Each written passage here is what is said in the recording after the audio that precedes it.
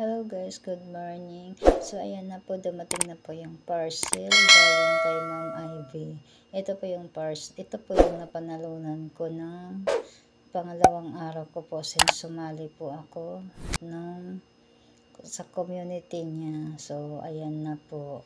So ang nag-in-unbox po ng anak ko, akala ko po kasi sa kanya.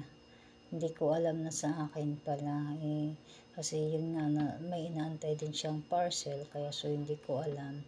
Kaya inantay ko siya dumating, sabi ko yung anak ko ang mag-unbox. Buti na nga lang at na-videohan ko habang nag-unboxing yung anak ko.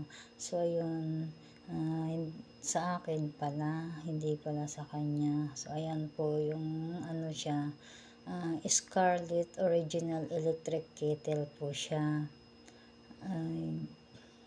Ayan na po, binubuksan na po ng anak ko. So, pasensya na po kasi mahihain yung anak ko, ayaw magpakita ng mukha niya. So, ayan, gusto niya yung ipakita ko lang daw sa kanya yung kamay niya lang at saka yung ina-unbox niya. So, ayan na po, binubuksan na po niya, nag-umpisa na po siya magbukas.